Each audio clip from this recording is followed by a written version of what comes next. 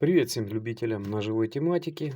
Сегодня у меня на обзоре вот такой китайский мультитул. Производят данный мультиинструмент, насколько я заметил, одновременно несколько китайских производителей, поэтому на производителях акцентировать внимание не буду. А что касается модели, китайцы, как всегда, лаконичны в этом плане, поэтому моделька называется просто 28 в одном. И тут же наши братья из Поднебесной несколько схитрили. И к этим 28 инструментам указанным причислили набор бит. Не в целом, а каждую биту по отдельности. То есть отнять количество бит и получим реальное количество инструмента. Что ж, мы уже привыкли, что китайцы копируют ножи, мультитулы у более именитых брендов. Я немного поискал и понял, что абсолютно этот мультитул на одну из моделей именитых брендов не похож. Больше он похож на Charge или Wave, но абсолютно ни в коем случае. То есть скопированы некоторые моменты и, можно сказать, весь форм-фактор в целом. Ну, а так скажем, что этот мультитул является отдельным, скажем так, инструментом. Итак, пройдемся по характеристикам. Длина в сложенном состоянии у нас составляет 108 миллиметров, ширина в самом широком месте 45 миллиметров и толщина у нас 20 миллиметров. Я бы не назвал этот мультитул тяжелым, даже можно сказать вполне легкий по сравнению со своими собратьями.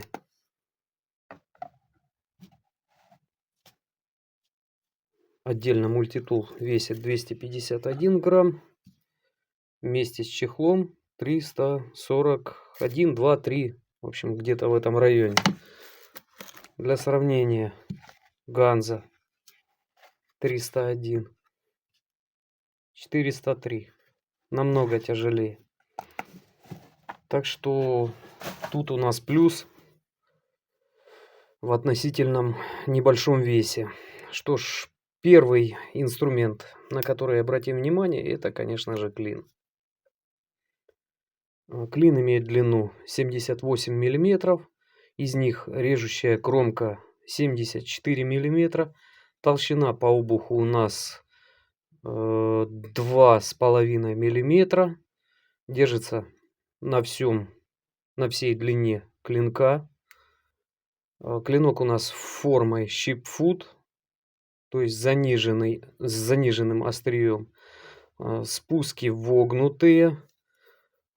Подвод практически равномерный. Здесь видно, что китайский слесарь, который точил этот нож, несколько завалил.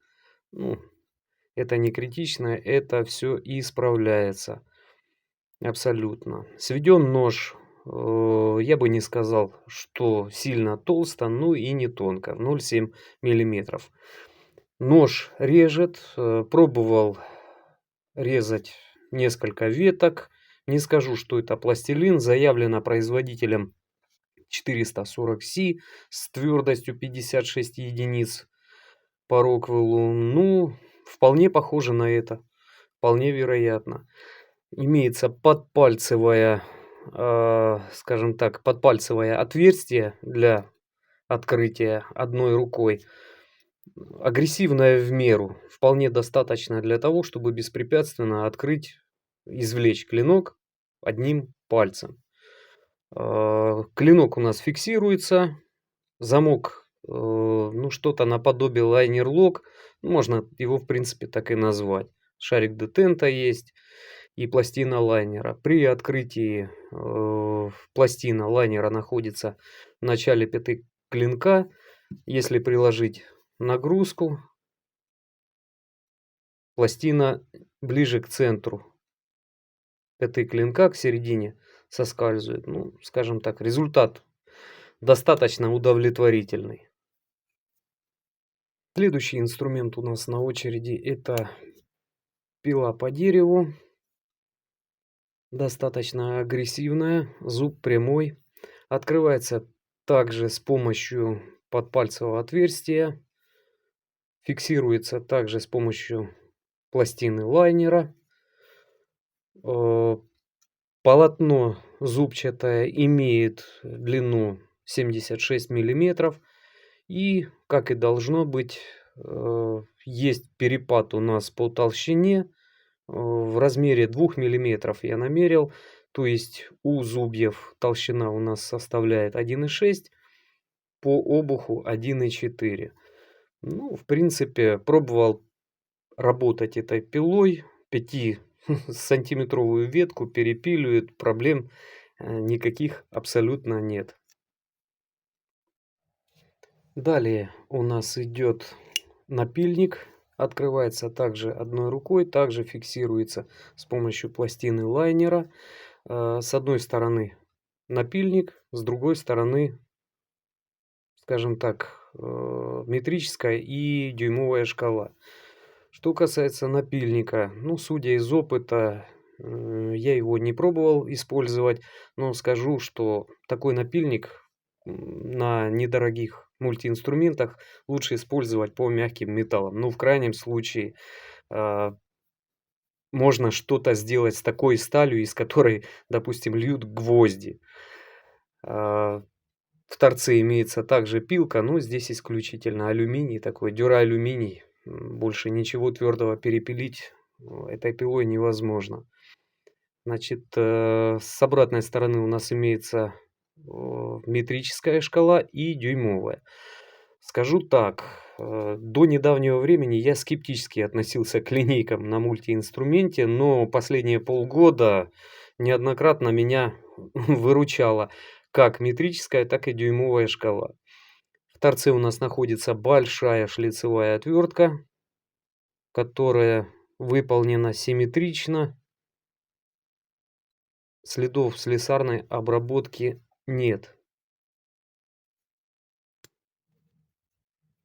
Ну и последним, так сказать, инструментом одноруким у нас являются ножнички, которые также фиксируются с помощью пластины лайнера, шарик детента, все как положено. Ну, тут уже с уверенностью можно сказать, что ножницы скопированы с лазерманов. Ну, все равно ножницы рабочие вполне, со своими функциями справляются и достаточно острые.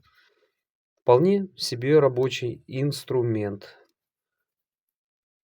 Переходим к самому многофункциональному инструменту мультитула. Это, конечно же, пассатижи. Пассатижи в закрытом состоянии фиксируются с помощью вот этой пластины, которая лежит на дне рукояти. Также и в открытом мы слышим щелчок фиксации. Сразу же хочу обратить внимание на рукоять. Рукоять выполнена из цельного листа металла толщиной 1 мм. Я предполагаю, что способом штамповки. Далее навешиваются инструменты, замки и прочее. Все выполнено весьма качественно, придраться не к чему. Также рукоять имеет покрытие, ну, что-то напоминающее нитрит титана. Если я не прав, напишите, пожалуйста, в комментариях. Итак, пассатижи подпружинены. Пружина находится в районе оси самих пассатиж. Губки у нас симметричные, но есть небольшие огрехи после слесарки. Имеется небольшой микролюфт, но прошу обратить внимание, насколько здесь выполнены все зазоры, вся подгонка достаточно четко. Имеются сменные лезвия для кусачек. Гвозди я, конечно же, ими не кусал, но проволоку медную, к примеру, кусают вполне эффективно. Так, переходим к внутренним инструментам.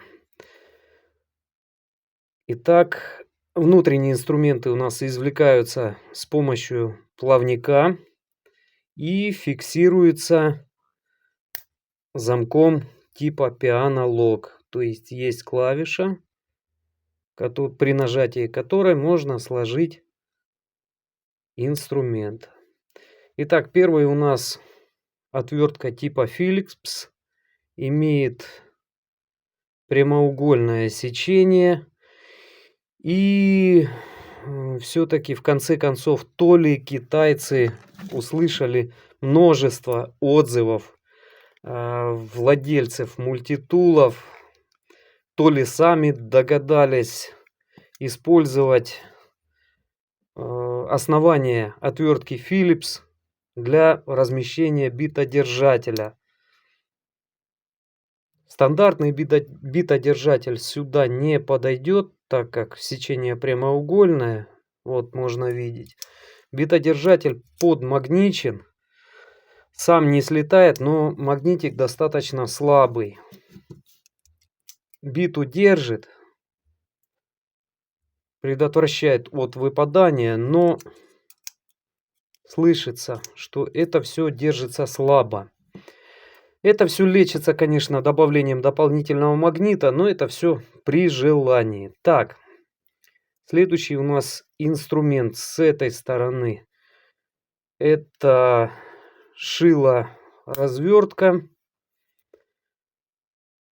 До викториноксовской, конечно же, ей далеко. Заточка пусть не та, но мы видим, что все выполнено весьма аккуратно. Я думаю, функционал свой это шило вполне оправдает. Далее на другой стороне у нас находится еще 3 инструмента внутренних. Открываются также с помощью плавника. И первый у нас стропорез. Изначально, когда этот мультитул взял в руки, думаю, как хорошо, что нет этого бесполезного серейтора. Как-нибудь со стропорезом можно смириться. Ну, на самом деле, стропорез оказался вполне себе рабочий и острый. Веревку режет. Я думаю, с ремнями тоже справится вполне эффективно. Следующий инструмент у нас открывалка для бутылок, плюс средняя шлицевая отвертка. Ну, здесь сказать, собственно, нечего, кроме того, что все сделано аккуратно и симметрично. И последний инструмент у нас открывалка для консервных банок. Заточка, ну, скажем так себе. При желании, конечно, консервную банку открыть можно. Самый мелкий шлиц отвертка. И инструмент для снятия изоляции. Инструмент вполне себе рабочий, достаточно острый. Провода от изоляции зачистить вполне реально. Ну что ж, собственно, подведем итоги. Честно говоря, несколько лет назад за те деньги, которые продавцы просят за этот мультиинструмент, можно было взять что-то кривое, косое из пластилиновой стали. Ну, в данный момент мы имеем вполне себе рабочий мультитул. На мой взгляд, который вполне заслуживает места либо в бардачке машины, либо в ящике с инструментами. Конечно же, до топовых, естественно, он не дотягивает по материалам. Кстати, забыл сказать, рукояти выполнены, как заявляет производитель, из стали 3 хром 13. Ну, все же материалы не топовые, но такой, скажем, мультитул заслуживает внимания в качестве бюджетного инструмента. Что ж, у меня все. Делитесь мнением в комментариях. Понравилось видео, оценивайте, подписывайтесь и жмите на колокольчик. Всем пока.